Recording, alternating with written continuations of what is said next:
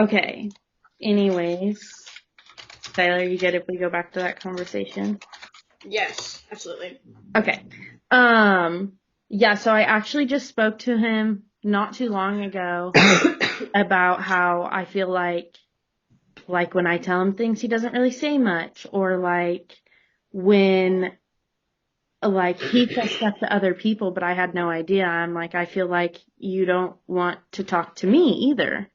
Like, I feel like when I talk to you, you don't really care to listen, or like when stuff comes up in your life, you don't care to tell me about it. And I'm Mhm. like, I feel like we should talk about those things because they do give us things to talk about, and they do make a conversation for us because we are together all the time. And so it helps us connect, and it helps us want to speak to each other and want to talk about our days and want to talk about what happened and want to talk about, oh, hey, my mom sent me this picture. Like, look at how cute this dog is. Or then we're like, oh man, I wish we had a dog. Like, it just goes into other conversations. Uh-huh. Um, so anyways, I did just have that conversation with him Mhm. a week ago. So that's funny you said that. Well, it sounds like, it's really impressive that you did. I feel like it's hard for people to have those kinds of conversations. Yeah, yeah. No, it doesn't look easy, but it Mhm. happened. But you had it. But you had the Yeah. conversation. That's the battle right there, is having it. Oh yeah. Yeah. Oh, yeah. Yeah. Something that I feel I learned through like confrontation like that is that like people are usually a lot less, like they're a lot more receiving than you think they're going to be. Like I feel like a lot of the anxiety that comes before having a hard conversation like that is because you're scared that the other person is gonna like react negatively. But like I feel like in every instance where I've had to have like a hard conversation with someone, they've been like, "Oh my god, no, yeah, I hear you," and I'm like, "You understand?" Wait, Like what? it just feels so like what? um, but regarding the class videos, the podcast again, back to the podcast. I really really enjoyed that podcast.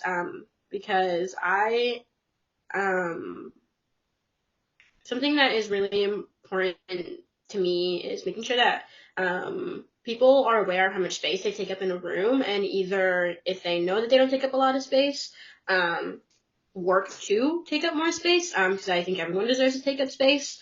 And those who know that they take up a lot of space work to either use that to give other people who don't usually take up space, to give them the opportunity to take up more space, and like intentionally take up less space. Intention is also really important to me. I'm a very spiritual person, so like intentionality is something that like I think about like on my day to day. Because I think the intention that you put out into the world is what you receive back. Um, and so that entire video was just like it was saying all these words, and I was like, yes, yes, yes, yes, I love it. But something that I personally feel like I also like struggle with that the video kind of touched on a little bit is like when you're having a conversation with someone, especially when it's like more of a disagreement of when you're listening to someone and you're already thinking about what you're going to say to negate the points that they're making. And then that is something that I did a lot, and I now like actively work to interrupt when I feel myself starting to drift off and thinking about other things. I think that it's also harder. I feel like having ADHD, it's really easy to like be sitting with someone and then talking and you being like, oh, what am I doing later? What did I do Yeah. today? Uh, and it's really funny because there has definitely been instances where like I've been like talking to my roommate and she's like asking me something and I'm like, and she will literally say, she'll go, did you hear what I just said? And I'll go, yeah. And I go, no, I didn't. I wasn't listening. um, but there's definitely like that's like I feel like a low risk kind of thing, but like there's definitely been like times where I've been like in like staff meetings and stuff, and I'm just so not listening. I'm elsewhere. But I think also again being an RA, that's really important. Something that I kind of had to learn the hard way my first year doing it. We had a frequent flyer who often was in emotional distress. Um, but it was like she's kind of treating us like therapists, and I was like, 19. I'm an undergraduate 19-year-old. I don't have the skills to be able to help you the way that you need. And I remember like feeling bad because she would come to us always like really distressed, and I would just be thinking about literally anything else because I didn't want to be in that conversation. And that was definitely an interesting balance because I was both dealing with the fact that I was not listening to her, but also that she was kind of abusing her time in those conversations and kind of like taking it too far almost. Because again, like we're not therapists, but she treated us like we were, and so it was like this weird balance of like I'm not listening to her, but I also know that it's because weirdly enough, it's not my job to listen to her like this anymore right now in this moment. And I remember having to have conversations with my boss about how I felt about the interactions I was having with this resident, because I was like, I feel bad because I feel like I should be doing more, but I also don't think there's anything else I can do because I'm not a professional. And that was a really interesting thing to like go through in that sense. But I also feel like being like a person of color in predominantly white spaces, an LGBTQ member in predominantly straight spaces, being like genderqueer in predominantly cisgender spaces, I feel like I'm constantly at a disadvantage when it comes to how I show up in a space, and so I try to make up for that by like showing that I am here to take up space. But I know that when I was younger, that was really hard for me. I was like talked over a lot, and now, you know, I know that I'm a big personality, and so I try really hard to make sure that I give people the space to speak when they need it, and when they want it, because I know what it feels like to feel like you can't. And that podcast just like honestly like 10 out of 10. It was a great listen. I really enjoyed it. Yeah, it was really great. It would be really hard feeling like you don't have a voice. And then when you finally realize I am strong and I am worthy of space and I do have an opinion, and it would be hard to be like, okay, now I need to recheck it. But I'm glad that you got to in your life because you are young. I feel like sometimes people spend a long time trying to figure out like how to belong, you know, and I'm glad that you maybe feel more comfortable, you know, like in your space and in who you are to where you do feel like you can speak up. And that's great. That's, I'm glad that you found that at a young age, you know, so good for you. I appreciate that. Then good for you to realize like, oh, maybe I do need to dial it down a little bit. Like, good. Yeah. Yeah. I love talking, speaking. So I definitely try to like dial it down sometimes. You found comfort in your own skin, you know, to where you feel like you can speak, and that's good. That's hard work. I can't complicate it. That would be. I'm gonna run out now. For my meeting here soon. I think the only things left is 3 questions for the professor, team meeting. You'll bring the next icebreaker, and then your favorite outdoor activity. Can we discuss the next team meeting just really quick before you go? Yeah, let's do that. That way we're on the same page. Okay. So like I said, I'm going on a cruise, so I'm going to be gone from the 18th until the 26th. Okay. And I don't know if I'm going to have good enough connection to be able to be on a Zoom meeting. Okay. In that time. I wonder if it's possible to make, if we're able to maybe like email I don't know if we have to do a video or if we can just email each other our responses and then like touch base on it the next time. Right. Well, I guess if you don't have a good connection though, that might be difficult, but. Yeah, I could probably send stuff. I just don't know if like my video will work good enough to really be able to like hear me. And maybe you also need that time just to like unplug and But we could probably do it on the 27th because like the policy to like turn stuff in, it's not late until it's like a full 24 hours. And she gets 4 days after the due date. It's right. 4 days. So I don't know when the next one's due. Because I know we're like days. The next one is due on the 26th. Okay. Oh, so we have. It's due on the 26th? So we have to the Mhm. 30th. So, Mhm. when would be best? Yeah, because I The want you to go this 27th time. works for me as well. Okay. The 27th is my sister moves to Dallas that day. She moves here. That's exciting. But no, I can make that work. Okay. So Okay. Perfect. So we'll plan on the 27th, just the same time. okay. Yeah, sounds good to me. Okay. Okay. Awesome. Thank you guys. All I right. appreciate that. Yeah. All right, I'm gonna run out. Let me know if you need anything else. I think we'll be good. I think we can finish up the last few questions. All right, sounds good. All right, bye. Okay. Bye. Okay. So 3 questions to stump the professor. I don't know. We can stump her. I don't know. Yeah, I don't know. Are we just supposed to verbalize our question? Are we supposed to Well, write it? I think we're supposed to turn them in with our submissions. Oh, so we don't have do we talk about it here? Or we Yeah. just, I think okay. we're all supposed to turn in the same questions. But so we're supposed to talk about the questions, but then we still have to turn in the 3 questions we decide on. Okay, because I brought 1 question to the table. It was hard to think, so I just figured we'd couldn't each think of one. I didn't know. I don't know. That's a hard It's one. hard coming up with a question when it's like, what haven't you covered, or what hasn't talked about? The question I had was, I wrote it down. I'm reading from a script. She says not to, but I can't remember my question. So what measures do you take to prevent personal biases from influencing conflict resolution? And I don't know, how to mute your biases sometimes, So in the moment or in a conflict resolution, how do you mute those biases?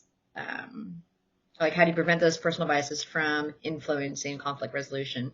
It's really hard, to put your opinion or your biases aside sometimes, in that moment. So what measures, That's a good question. How do you prevent that? Don't do that. Don't Right. do that. That was my 1 question. But I like that question. I can relate to that question. My parents own their own business. They have a kid that works for them, that has a lot of mental problems, and a lot of health problems. And he speaks to our receptionist about it. And she's like, I don't really know how to help him. I don't really know how to direct him. I know absolutely nothing about any of this stuff. And my mom's like, Tiana, you're learning about all this stuff. You've told me so much about everything that's going on with him and ways that you could help him. Can you talk to him? And I was like, okay, but here's the problem. There's so much bias in the situation because there's so much stuff that he hasn't told me, but I have heard through other people. So then I already have my opinion on how all of this stuff is taking place.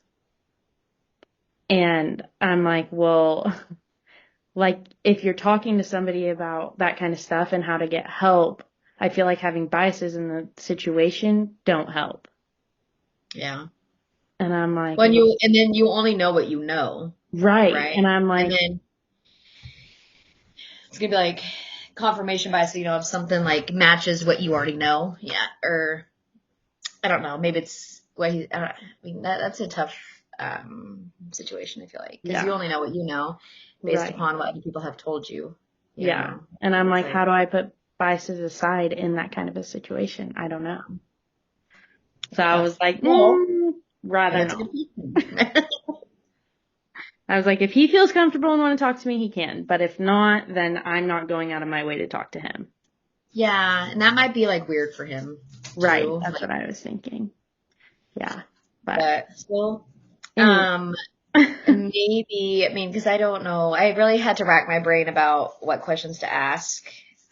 Just because I just feel like so much is covered. It's what question do we ask? Right. I feel like I would be like, oh, well, if I'm angry and the conversation's super heated and like even we walk away and come back to it and it's still heated, then what do we do? But then it's Yeah. like, well, then you should probably take more time. You know, like we've already covered that. It's tough. We could just ask her what her favorite outdoor activity is. There's that. Yeah, right. What's your favorite outdoor activity, Professor? Um, Yeah, I don't. That was a tough one. I really had to think on that a lot. yeah, I don't know. I There's like read it and I There's was like, two. I don't even know where to start to ask a question. Yeah, it's a tough one, Yeah. but it's okay. We have two measures to take to prevent personal biases from influencing conflict resolution. And what is your favorite outdoor winter activity? There's two questions. It's just stump the professor. It doesn't have to be about material, right? Yeah. Um, Maybe I'll think of one before we hang up. okay. So the next thing is who will bring the next icebreaker question. I suppose I could do that if you want, and then you can do the next one. I'm assuming that's just going to be a thing every week. Yeah. Sounds like it. So I can bring that. So last thing is, what is your favorite outdoor winter activity? Well, growing up, I used to snowboard a lot, but then Mount Bachelor's passes for the season got really expensive, and then I didn't have anybody to snowboard with besides my brothers, and they like to go into the bad areas of the mountain, and I was like, I like to stay on the groomed areas of the mountain. So I kind of stopped doing that, Well, but you're I do cutting out, so enjoy, it's no bandwidth. yeah. But I do enjoy ice skating because I grew up playing hockey, so I enjoy ice skating in the That's winters. awesome. I think that's fun. It's not always outdoors, but it can be. It's a winter activity. There's Right? ice involved. It's Yeah. cool. Or like sledding. I love sledding. Oh, yeah. That's fun. Um, so yeah, I don't know. I guess those Yeah, things. What about that's you? awesome. Can you hear me? Yeah. Yeah, okay. Normally the screen lights up yellow when you talk and it's not, so I didn't know if it was Oh. talking. I don't know. Oh, maybe because there's only two of us because mine isn't lining up either. Oh, okay.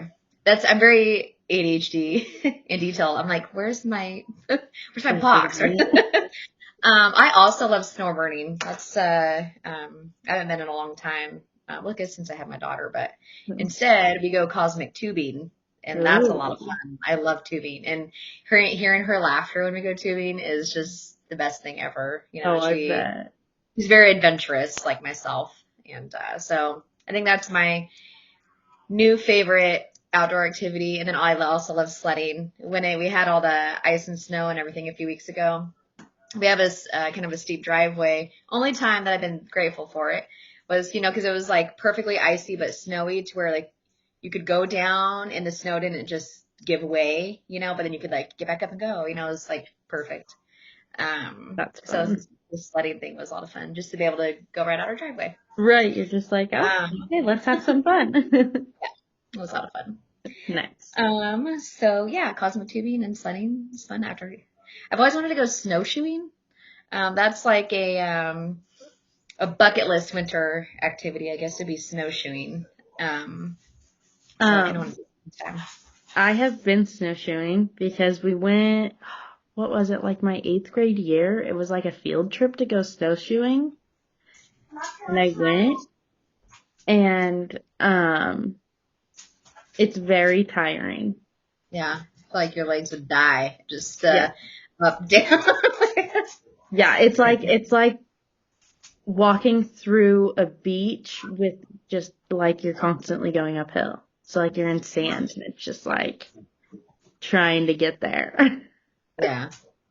That's awesome. Yeah, I'm going to have to try that sometime. Yeah, definitely a lot of fun. Really cool. But yeah, that's awesome. A lot of work. Yeah. That's fun though. Yeah. All right.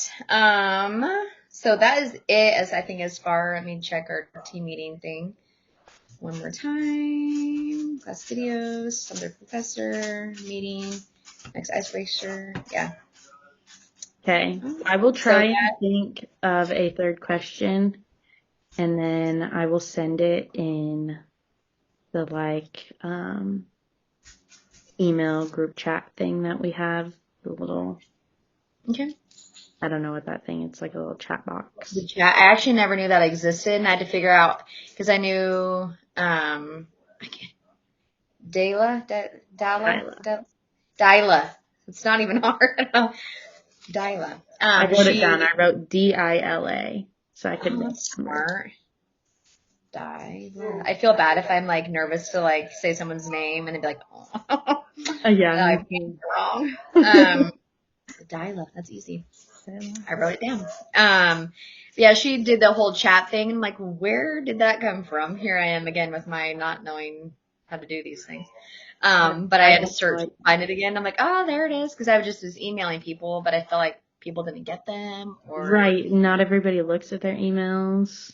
So the chat thing brings me back to AOL Instant Messenger. I don't know. I don't know how, but that was a thing for me back in the dial-up days. Anyways, I guess that concludes this meeting. Unless there's something else that you had or. I don't think so. I think if you don't mind sending your questions in that chat too. Well, your first one. Okay, yeah. What's your favorite? Put it in the chat, and then do I need to include it also like in my submission, or the professor will get the video, I guess? But yeah, well, it says everyone submit team name and the names of the people on your team. Indicate the person in charge of submitting the video. Indicate who's missing, and the stump the professor questions. Oh, okay. So I will include you. Okay. Perfect. Yep. I'll do that. I hope you had the best time on your cruise. Thank you. And relax and enjoy the heat. I know, I'm excited. That's great. I want to go on a cruise. That's also on my bucket list of life items. I know, I'm excited. I haven't been on one since I was like 3.